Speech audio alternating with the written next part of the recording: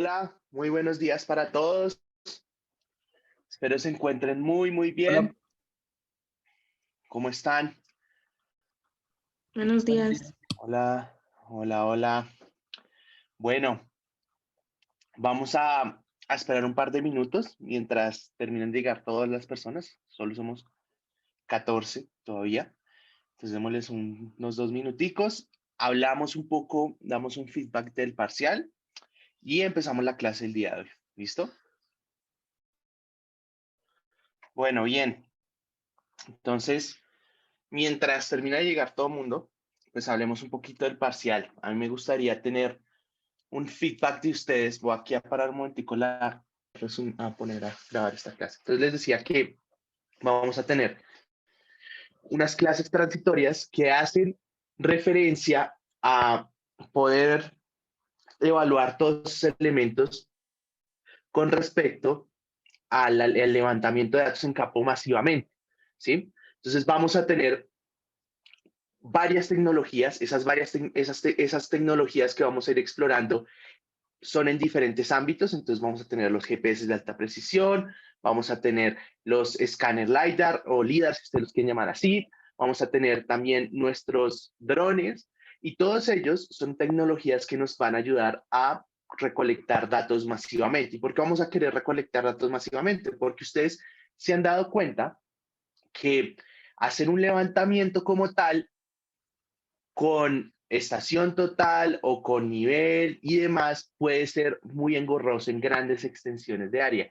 Antes lo hacían así y se demoraban un poco de tiempo, pero lo que nosotros queremos es, a medida que avanza la tecnología, ir explorando esas posibilidades que nos permitan tomar esa cantidad de información y después analizar, ¿listo? Ya sea para obtener puntos con coordenadas o para obtener información espacial que después vamos a ir a analizar en los sistemas de información geográfica. Pero en general lo que vamos a querer es poder levantar muchísima información en en muy poco tiempo que nos permita en distintos formatos analizarla. ¿Listo?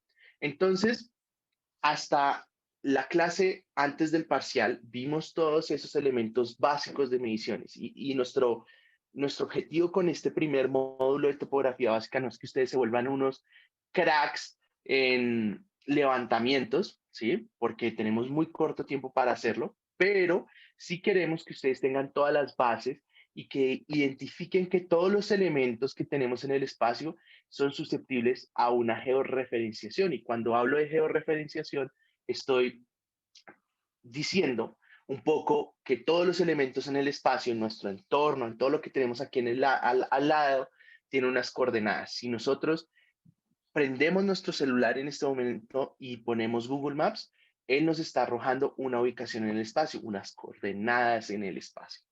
Entonces, todos los elementos que ya aprendimos en planimetría, en altimetría, nos permiten es identificar que todos los elementos tienen una coordenada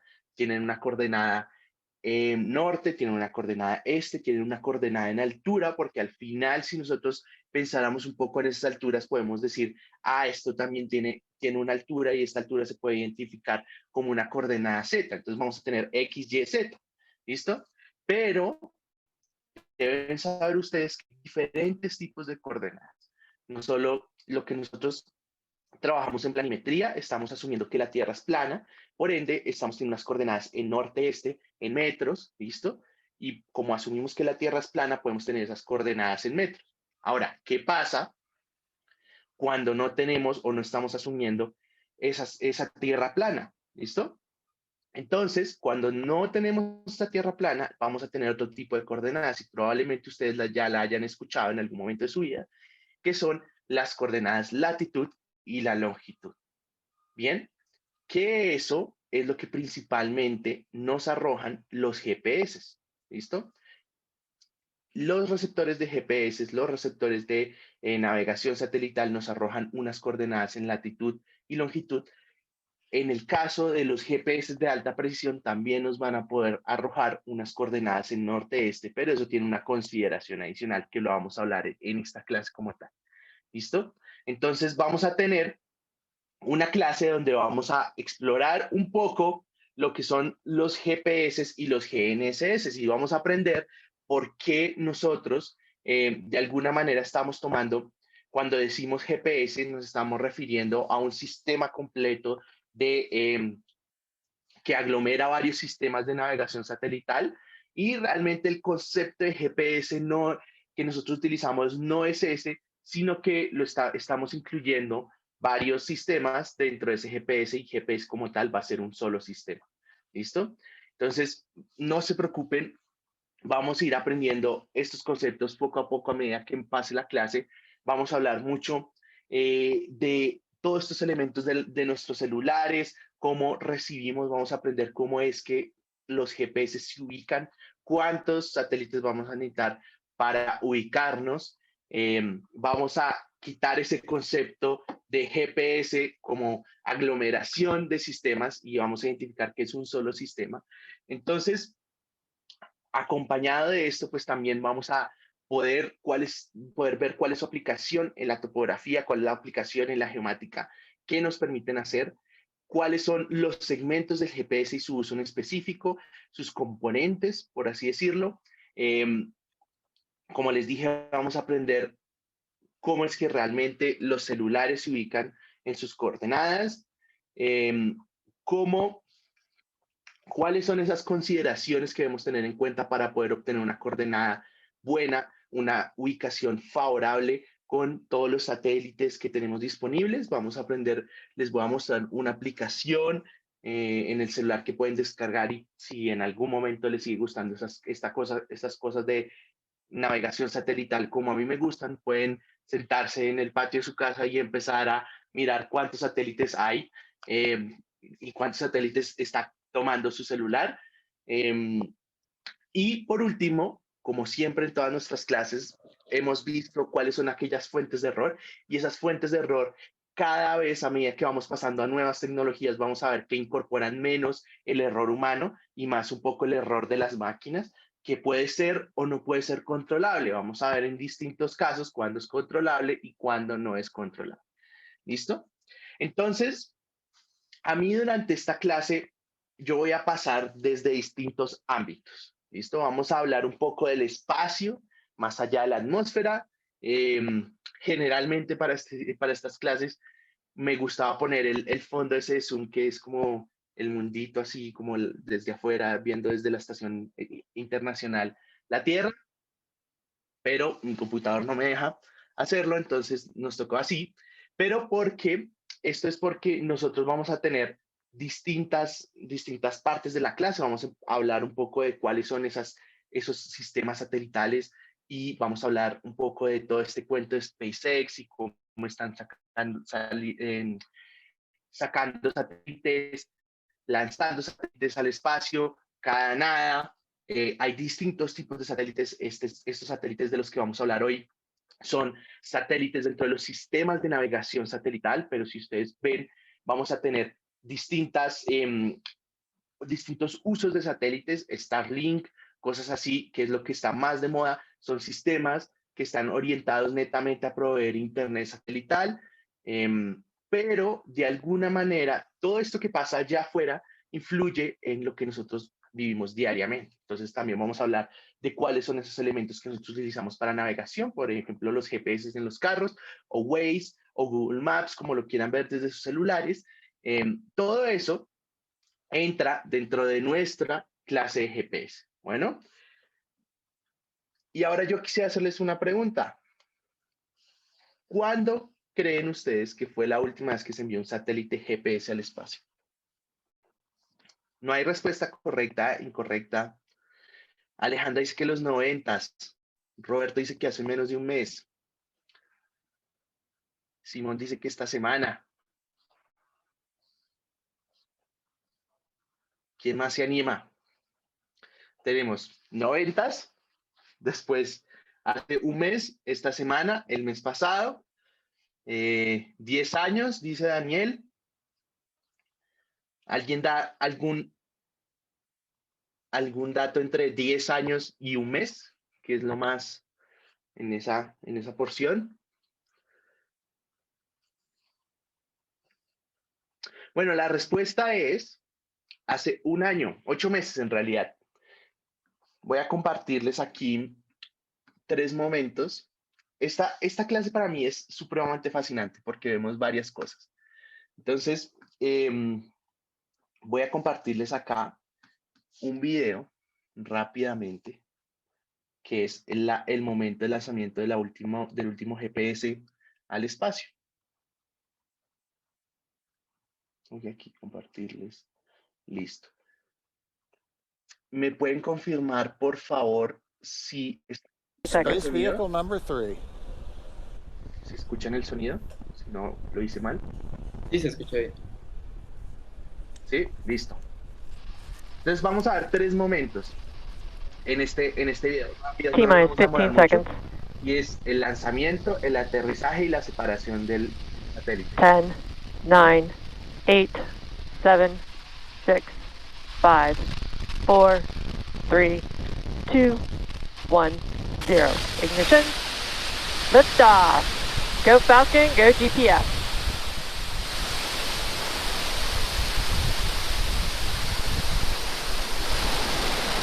Vehicle is pushing down right. Heat chamber pressure down.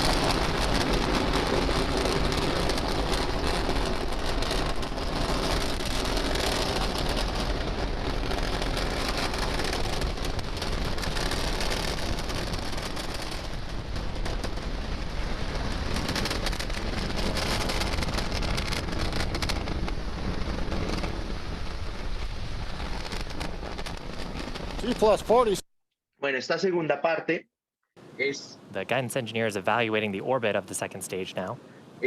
Cuando aterriza Nominal parking la primera Nominal parking etapa. orbit, that's exactly what we want to hear. Landing leg deployment looks like right down the center.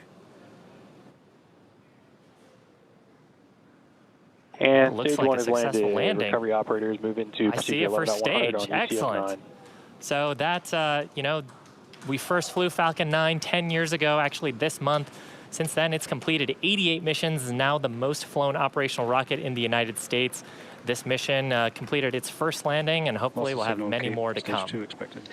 Bueno, entonces, parte de lo que quiero mostrarles en este segundo momento es estos últimos acontecimientos de lanzamientos de satélites, GPS, ya sean o el Starlink o de naves tripuladas al espacio, ha tenido este componente importante, y es que las primeras etapas de estos cohetes están aterrizando en lugares precisos, y esto es algo que han venido incorporando más y más y más dentro de los últimos lanzamientos. Y esto está basado un poco en toda la tecnología de navegación satelital, porque aquí simplemente lo hacen autónomo y es a partir de coordenadas.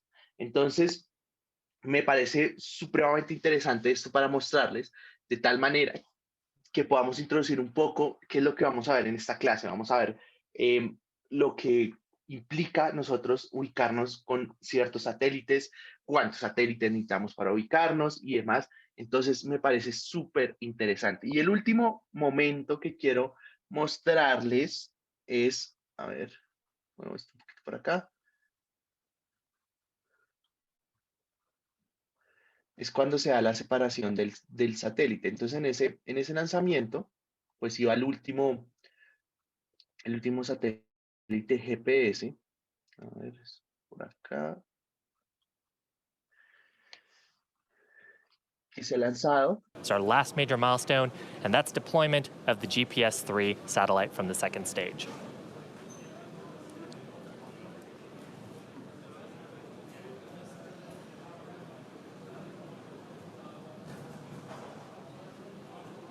Payload separation confirmed.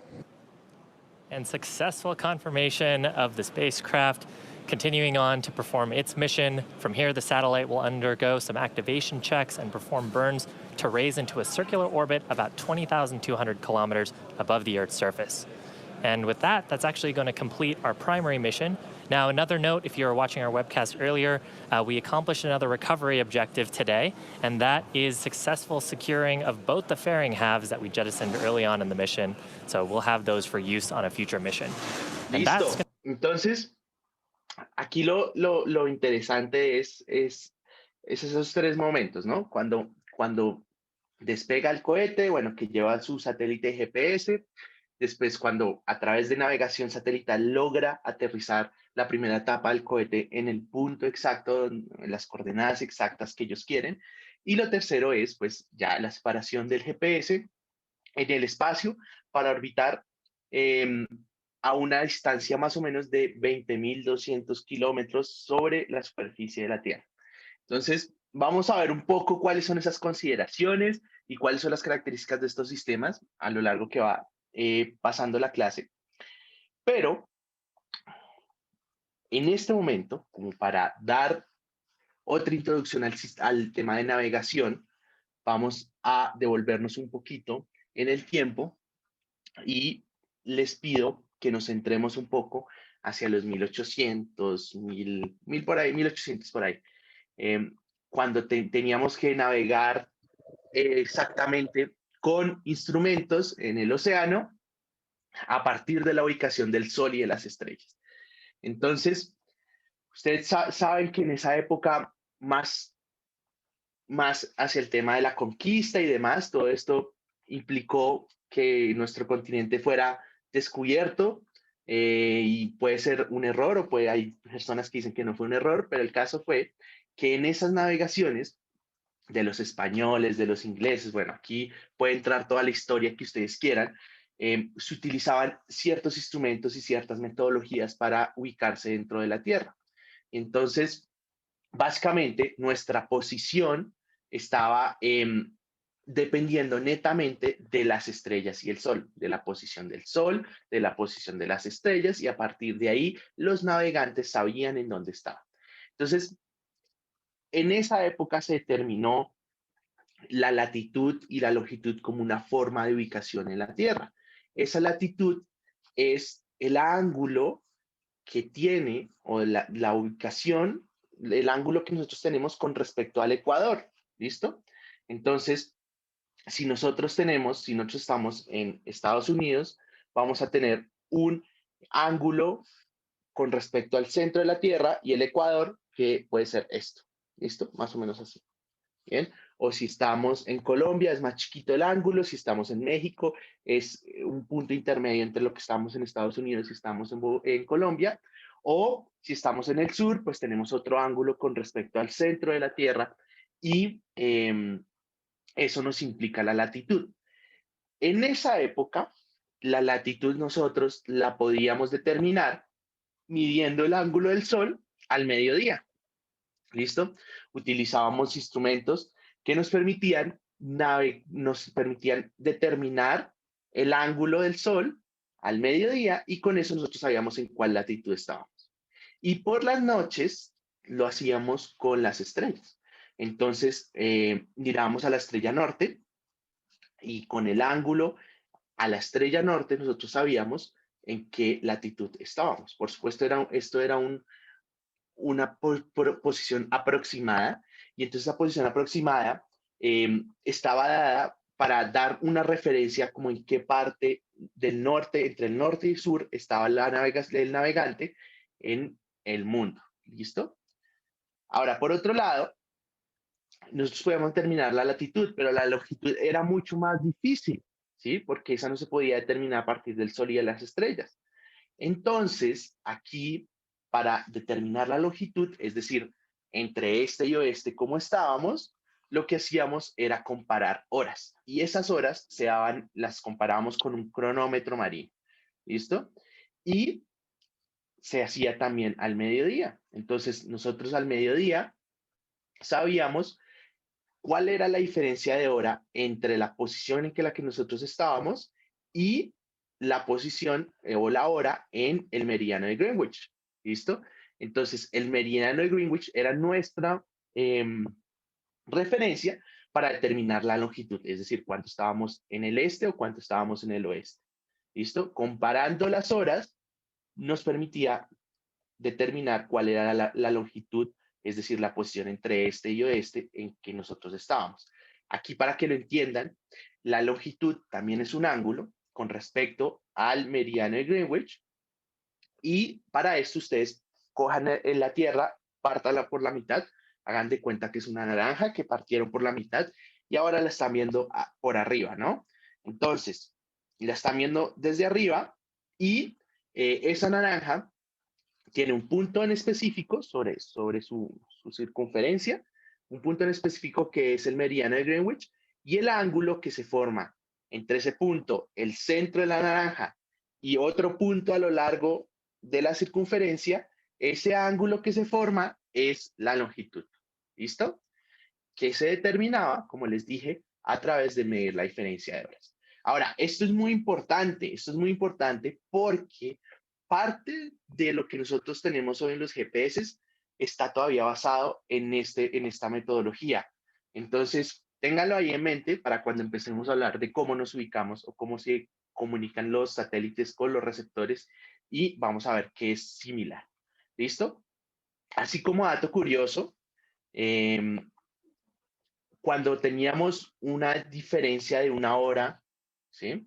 Entre las dos referencias, es decir, en la hora mía y en la hora del meridiano de Greenwich, eso implicaba más o menos unos 15 grados de longitud. ¿Bien? Entonces, era muy importante siempre hacerlo con los estándares que les digo al mediodía y demás, porque un error, un segundo error, nos podía hacer incurrir en un error de 68 millas. ¿Listo? Para que lo tengan ahí como dato curioso. Bien. Entonces, en topografía, en geomática, nosotros hacemos uso de los GPS en diferentes oportunidades. En general, lo que nos van a permitir esos GPS es una medición tridimensional, ¿listo? Y no solo tenemos una comunicación entre el satélite y el receptor, sino que en el caso de los GPS de alta presión, que es un equipo que vamos a hablar un poco en estas primeras diapositivas, es un equipo que nos permite corregir nuestra posición utilizando señales de radio. Pero ¿cómo es eso de que corregimos nuestra posición? Entonces vamos a tener una figura, esta imagen de acá. Ay, a ver, no me aparece el cursor. Voy a poner aquí esto. Esta imagen de acá es lo que es típicamente un par de GPS que actúan como antena y como rover. Entonces, esos son dos conceptos para que los anoten. La antena es un GPS que permanece fijo en un punto con una coordenada en específico. Es decir, yo armo mi GPS, él empieza a monitorear y dice, yo estoy en una coordenada que es tal. ¿Listo? Con base en esta coordenada, el otro GPS, que él se comunica con los satélites y recibe una coordenada en este punto, también al mismo tiempo se va a comunicar a través de señales de radio con la base. Y le va a decir, oiga, a mí los satélites me están diciendo que yo tengo esta coordenada. ¿Están en lo cierto o no están en lo cierto? Y la antena le dice, sí, pero no. Sí, pero no. ¿Cómo así que sí, pero no? Sí, está cerquita su coordenada, pero realmente basado en la coordenada que yo tengo aquí en mi base, aquí en la que yo estoy monitoreando constantemente, usted debería estar en exactamente esta coordenada. Y esa comunicación por radio, esa corrección por radio entre la base y el rover nos permite obtener coordenadas con precisiones milimétricas, o sea, muy, muy, muy, muy precisas, en las que vamos a tener un rango de error de milímetros. Eso es una precisión muy, muy alta. Esa precisión, tenganlo muy en cuenta, esa precisión es en XY, es decir, en norte-este. ¿Listo? Ahora, en altura, el GPS no es tan bueno, no es tan bueno. Y parte de por qué no es tan bueno es por el tema de que su posicionamiento está basado en satélites. Y entonces cuando lleguemos a la parte de la presentación donde hablemos de cómo es que se ubica un celular o cómo se ubica un GPS de mano, que es otro de los equipos que utilizamos frecuentemente en geomática para capturar coordenadas, nos vamos a encontrar de que como recibimos la información de satélites que están por allá afuera, 20.200 kilómetros, sobre la superficie, obtener la altura o una corrección en altura es más difícil. ¿Listo? Entonces,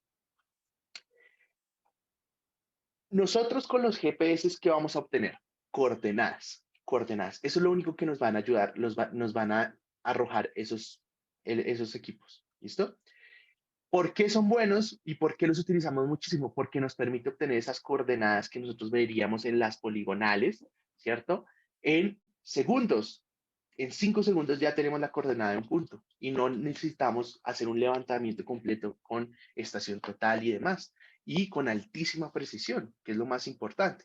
Entonces, podemos ir levantando muchísimos puntos a medida que vamos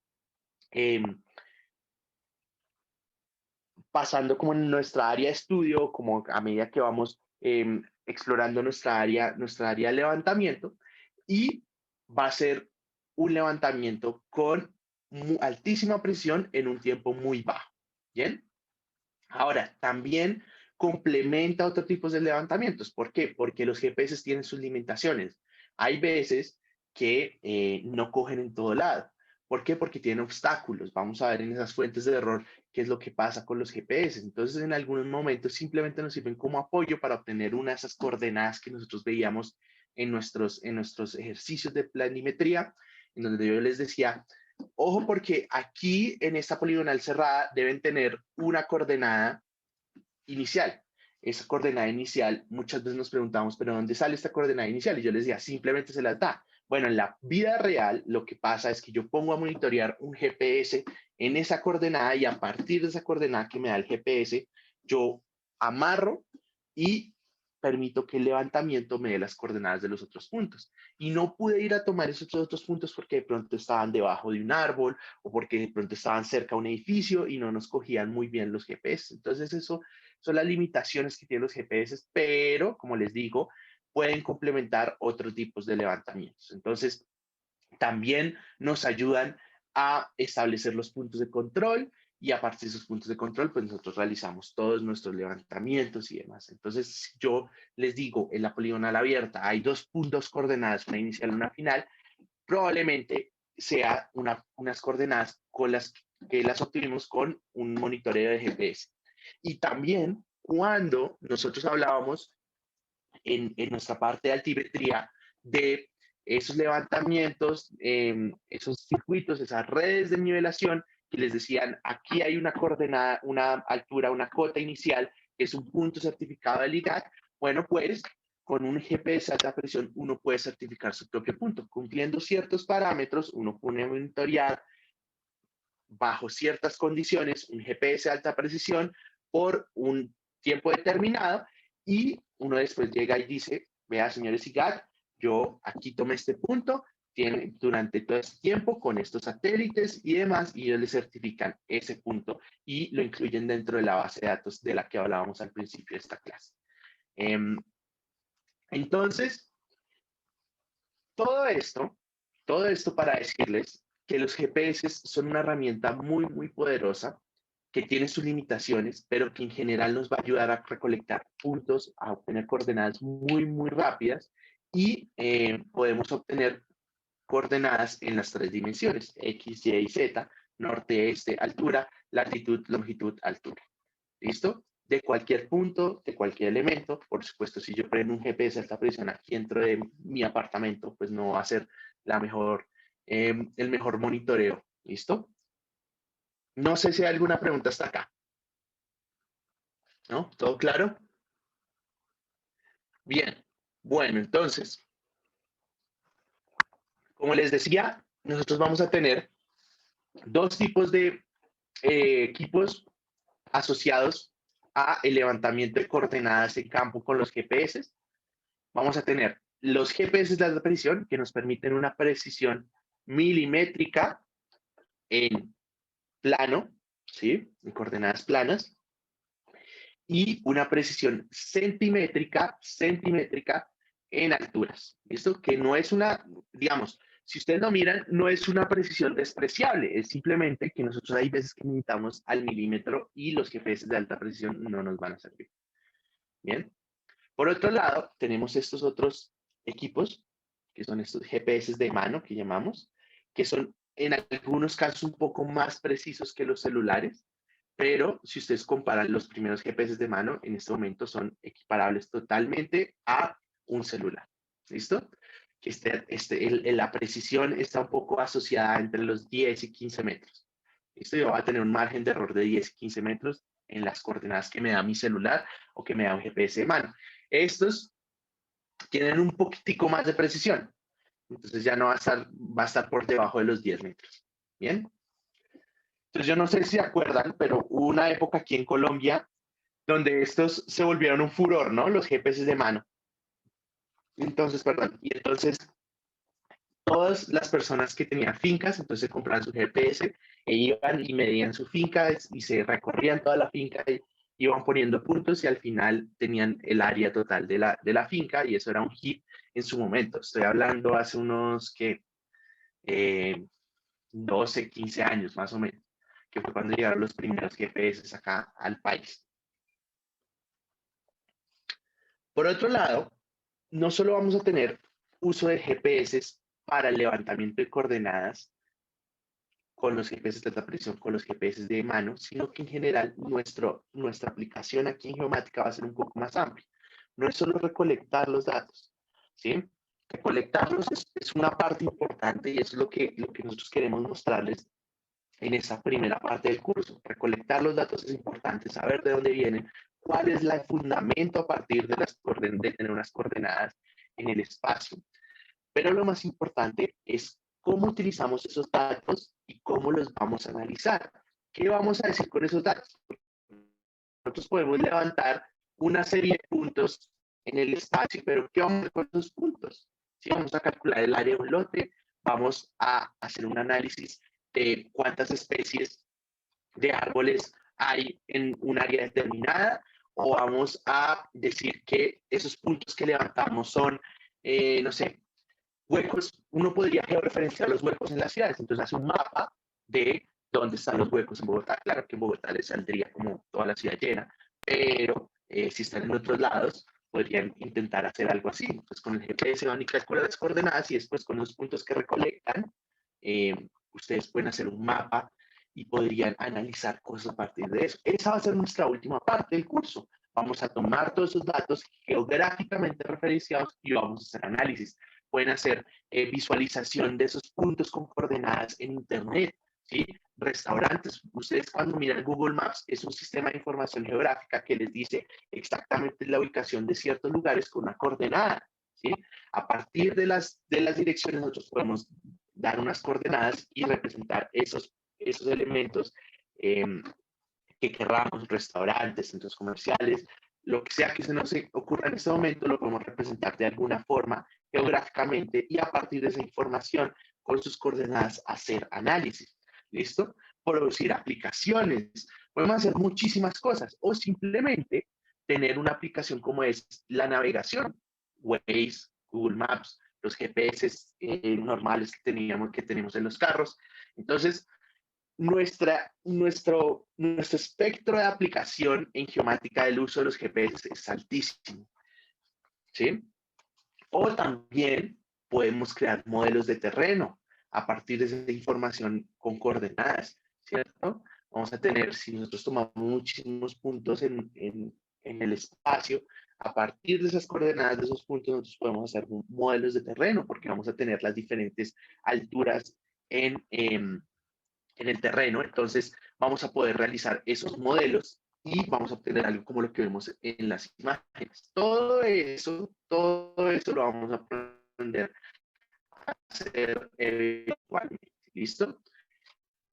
Y teniendo en cuenta esto, nosotros vamos a hablar un poco de cuáles son los clientes del GPS. Y acá es el momento para decirles cuando nosotros...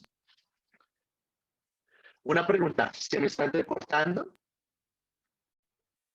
Es que me aparece aquí el letrerito de que mi conexión es inestable, entonces si se me está cortando la comunicación o lo que estoy diciendo, puedo apagar mi cámara sin ningún inconveniente. No sé si me ayudan ahí, si me escuchan bien o apago acá la cámara. Me fui, perdón, me fui.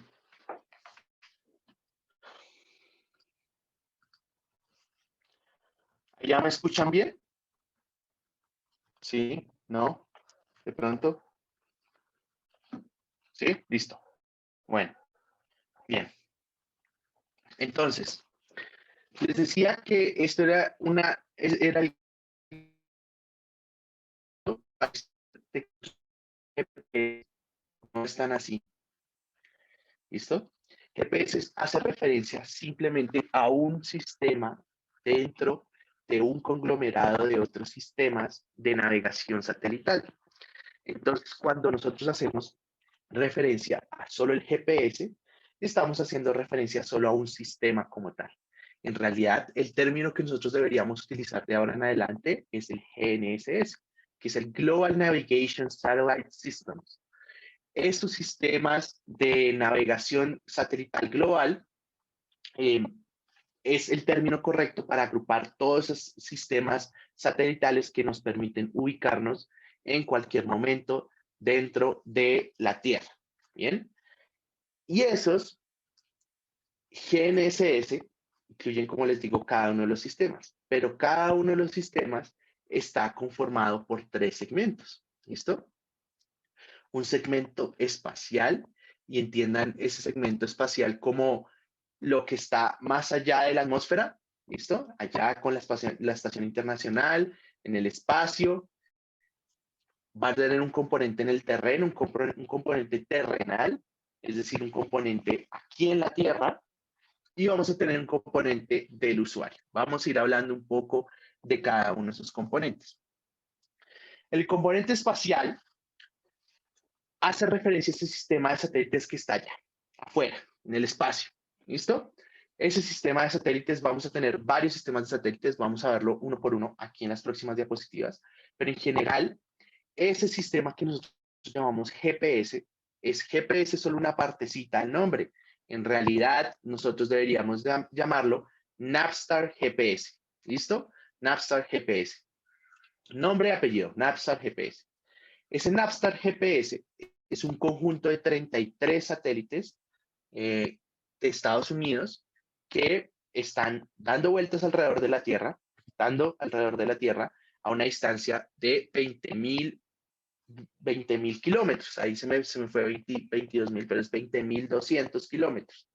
Entonces, esos satélites están dando la vuelta constantemente a la Tierra y proveen información que nos permite a nosotros localizarnos y obtener coordenadas. Pero ¿qué pasa? Ese Navstar GPS o el sistema GPS que nosotros ya hemos interiorizado y tenemos dentro de nuestra mente, y que a todo lo que son satélites le decimos GPS y que ya vimos que no es así, no fue el primer sistema de navegación satelital. En realidad, el primer sistema de navegación satelital fue un sistema que utilizaba la Armada de los Estados Unidos, que lo utilizaban para ubicar sus barcos en el océano, que se llamaba Transit. Ese Transit dio los fundamentos para establecer el sistema GPS y los otros sistemas subsecuentes de los otros países, que ya los vamos a ver. Y en sus primeras versiones, es decir, hacia los 60, tenían una precisión más o menos de 25 metros. Entonces, ahorita yo podía tener una coordenada, pero en realidad podría estar desfasado por 25 metros. Eso es mucho. Imagínense 25 metros de una coordenada, pues es básicamente, si yo me tomo en una esquina de una calle, puedo decir que esté en el otro lado de la calle o algo así. Era muy impreciso. Entonces, a partir de estos fundamentos del primer sistema de navegación satelital que fue Transit, surge el GPS, el Navstar GPS. Y ese Navstar GPS ha tenido una serie de transformaciones. En realidad, ahorita, como ustedes vieron ahí, estamos hablando de un GPS 3, es como la tercera generación de GPS, porque ¿qué pasa? Cuando se inició el programa se lanzaron unos satélites, después hubo un recambio y después ahorita estamos con esa tercera generación, y parte de lo que está implicando esa tercera generación es que hay que hacer recambio de los satélites porque ya la tecnología, ustedes saben que va avanzando y es necesario siempre mantener al día esos sistemas, porque piensen en este momento qué pasaría si no tuviéramos posicionamiento satelital, ¿sí? posicionamiento global, ¿qué pasaría? Muchas de las cosas de nuestra vida diaria no podrían tener.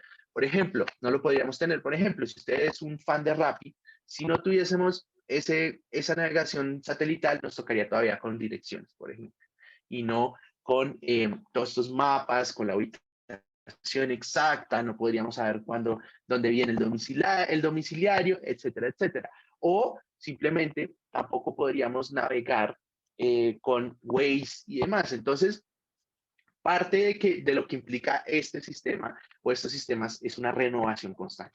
Entonces, la primera etapa de este sistema de GPS, Navstar GPS, eran 24 satélites. Y en el 93 se completó esta primera etapa, ¿sí?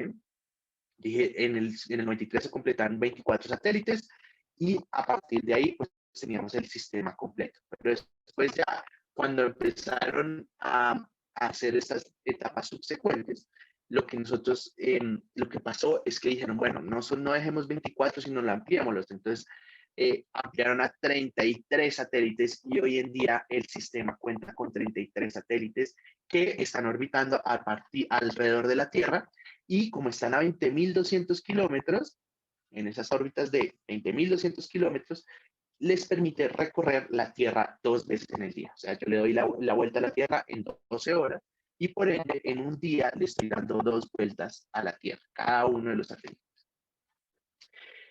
Ahora, hay 33 satélites en ese sistema, sin embargo, 31 son solo los operativos. ¿Listo? Tienen 2 de backup. Y es una razón muy sencilla para tener 2 de backup, y es que si se daña uno de los satélites, simplemente no se puede decir, ay, mándeme uno mañana que se me dañó hoy un satélite. No, eso no está fácil. Fíjense toda esa logística que implica un cohete, un lanzamiento en un momento en específico, con unas condiciones perfectas. Entonces no puede ser tan así como mándeme un satélite que se me dañó uno de los que está dando vueltas por allá. No puede ser así. Entonces, tienen 2 de backup que en el momento en el que falla uno, entra a suplir ese dañado. ¿Listo? Y parte de lo chévere de este sistema es que siempre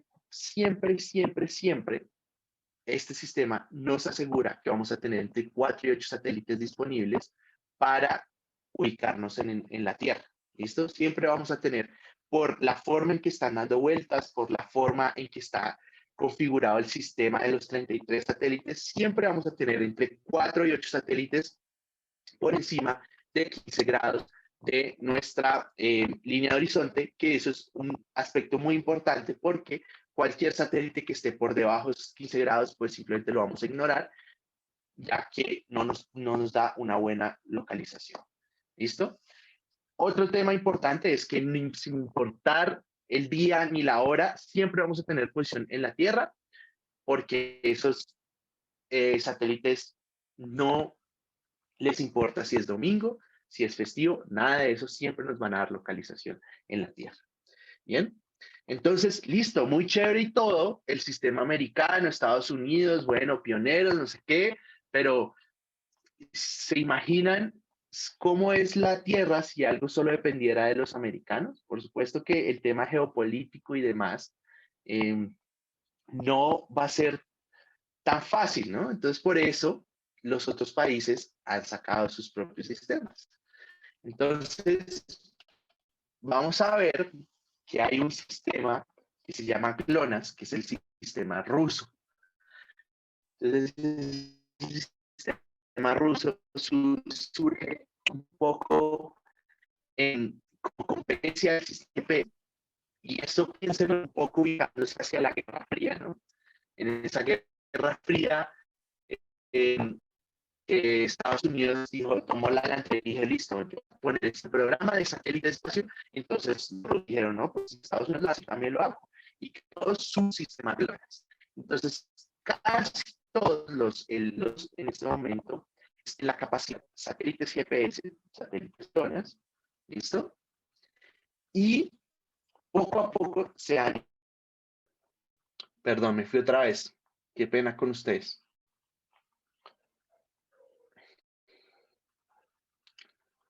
Y poco a poco, les decían, se han incorporado nuevos sistemas, El GLONASS es una prueba de eso. Entonces, ¿qué pasa? Si los americanos tienen, por supuesto los rusos tienen, pero entonces, ¿qué pasa? Si los americanos crean su sistema, los rusos tienen su sistema, pues los europeos también tienen su sistema y crearon el sistema Galileo. Por supuesto que es un sistema mucho más reciente y la idea es que ellos terminen de tener 30 satélites igualmente, pero no todos los celulares, no todos los GPS de mano, no todos los GPS de alta precisión reciben información de estos satélites Galileo.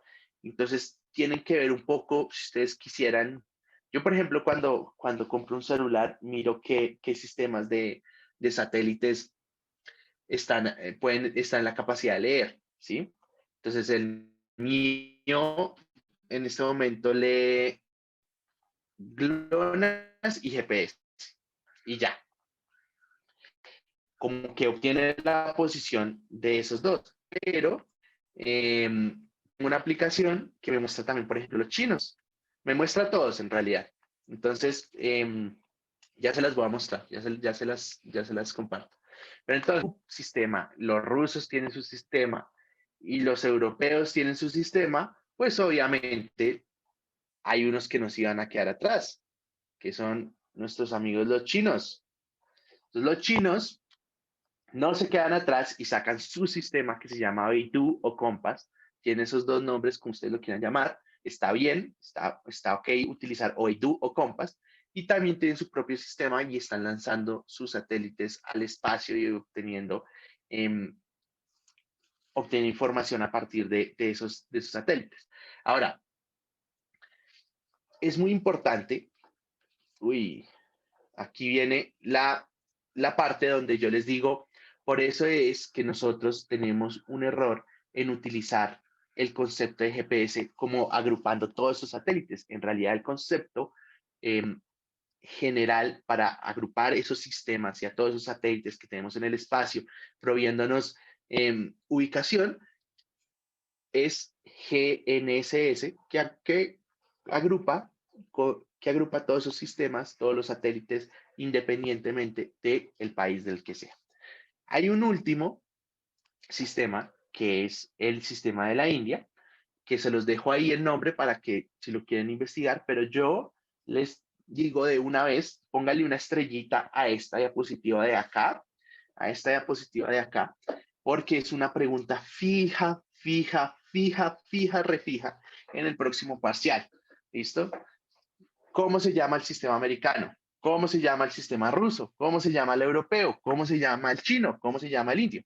¿Listo? Entonces, les voy a mostrar rápidamente mi aplicación. Listo. A ver si acá lo puedo mostrar rápidamente. Entonces, en esta aplicación, fíjense que me muestran todos los satélites que tengo en este momento, que mi celular está tomando en este momento. Entonces, acá dice que estoy tomando 10 americanos, 6 rusos y 4 chinos. Y por supuesto, ahí en la parte de abajo, me muestra la coordenada en la que yo estoy en latitud y longitud.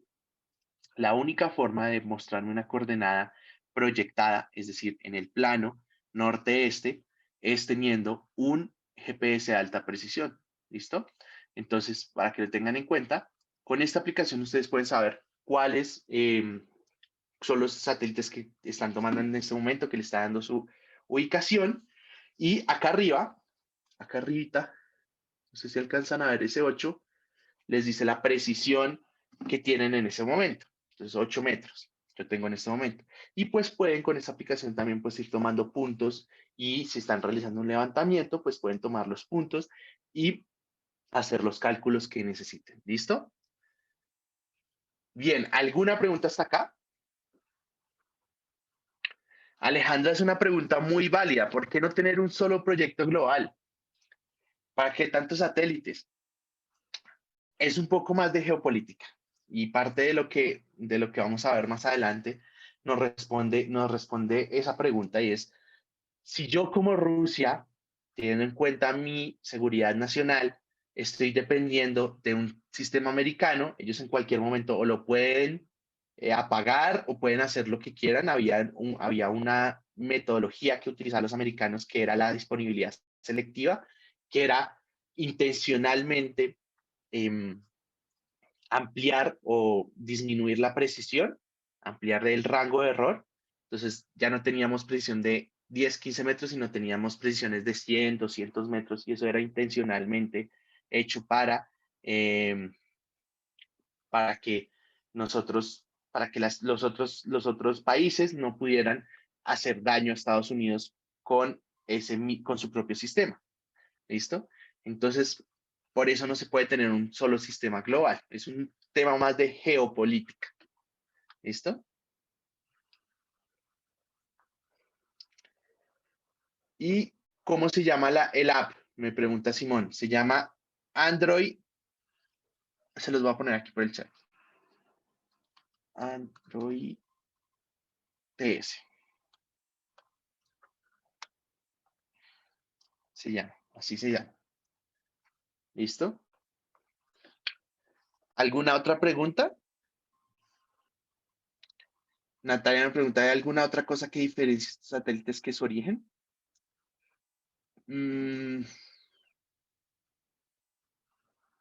Digamos, su función es la misma y es proveer una posición, ¿cierto? Lo que pasa es que cada país los configura de tal manera que les brinde la información que ellos necesitan.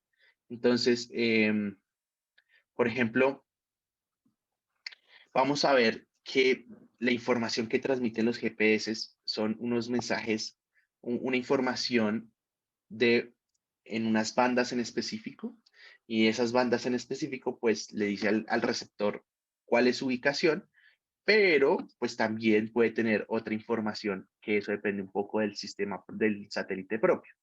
¿Listo? Aquí también es un poco de conspiración esta clase. Vamos a ver a medida que vayamos avanzando en los últimos minutos de nuestra clase. Entonces les decía, tenemos nuestro componente del espacio, que son estos satélites que están allá arriba, a 20.200 kilómetros. Y ahora tenemos un componente del terreno. Y ese componente del terreno está asociado un poco a que cada sistema no es solo enviar los satélites y dejarlos allá dando vueltas alrededor de la Tierra, sino que nosotros en la Tierra vamos a tener unas estaciones en específico, unas estaciones terrestres distribuidas estratégicamente, que van corrigiendo y se van comunicando con los satélites y les van corrigiendo sus posiciones. Entonces van tomando la información de esos satélites y les dicen, usted me está diciendo que esta es mi coordenada, pero en realidad esa que usted me está diciendo no es, en realidad es esta. Y entonces así se van haciendo como un proceso de retroalimentación, en donde esas estaciones van corrigiendo la información que van lanzando los satélites. ¿Listo? Y por último, vamos a tener nuestro componente del usuario, que son todos esos instrumentos receptores. Entiéndase instrumento receptor como nuestro celular, como el GPS de mano, como el GPS de alta precisión, como cualquier tipo de elemento que nos dé una posición en la Tierra. Entonces puede ser un dron, también un dron tiene un GPS asociado que le permite volar y con coordenadas exactas.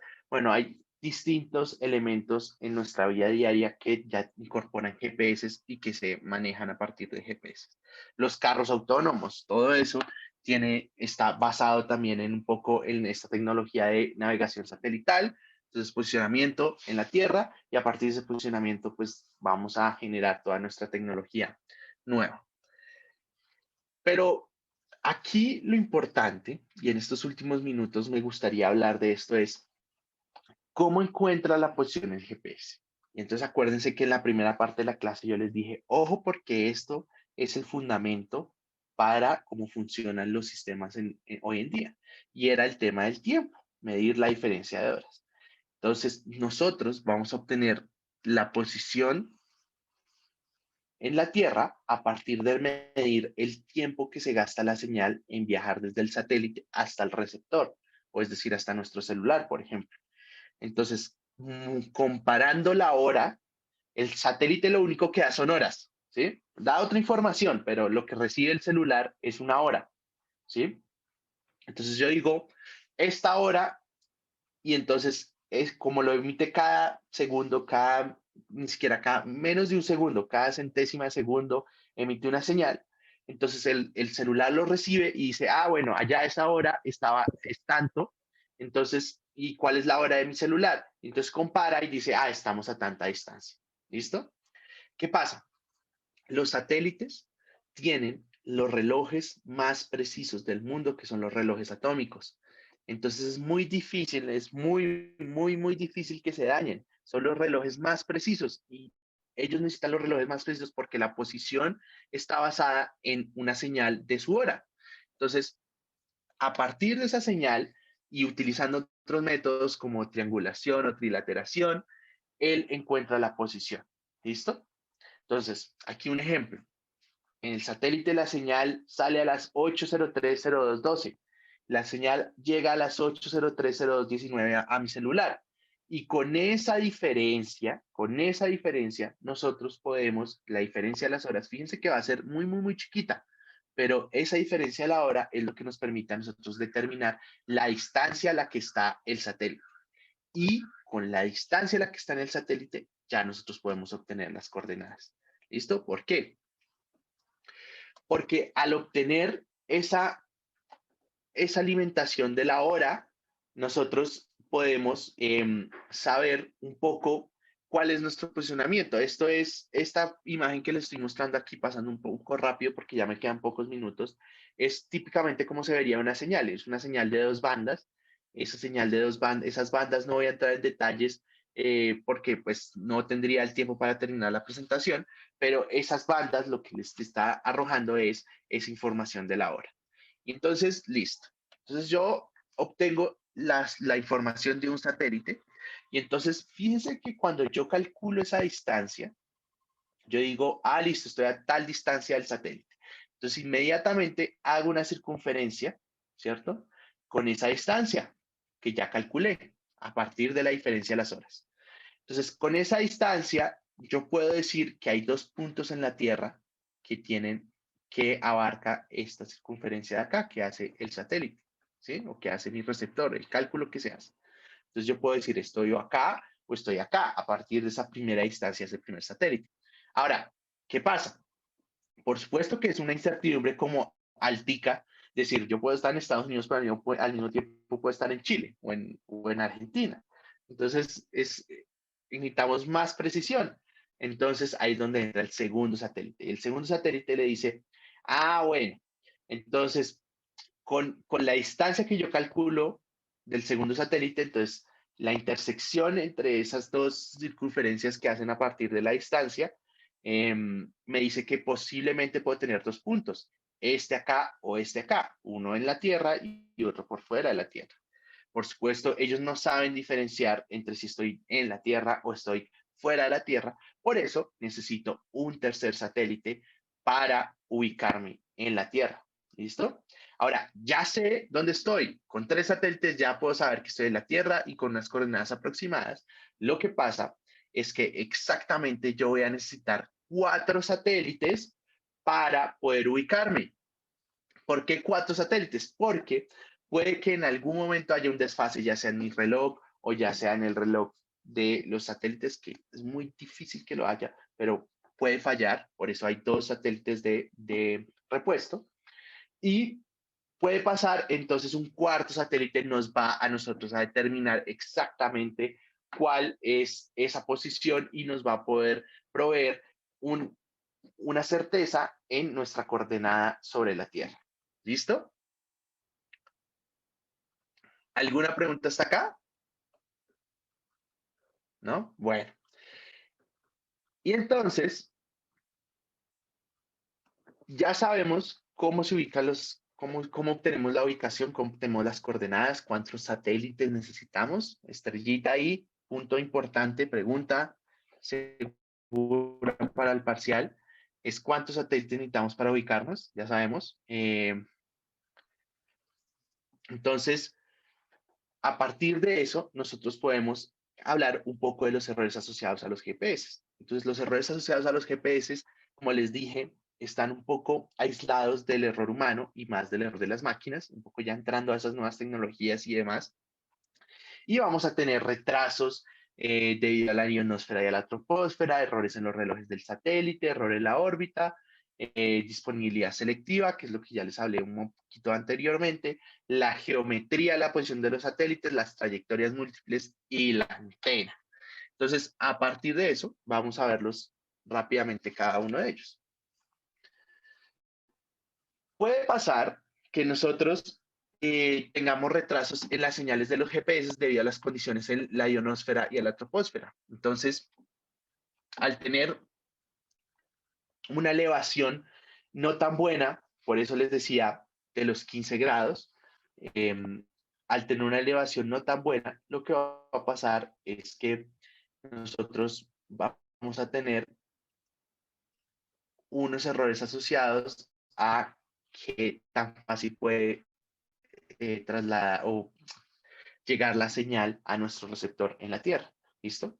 Entonces, en general, esas características hacen que nosotros tengamos esa precisión de 10 metros más o menos, pero en algunos casos, si tenemos mala recepción de satélites y demás, podríamos tener un error de 150 metros, dependiendo del caso.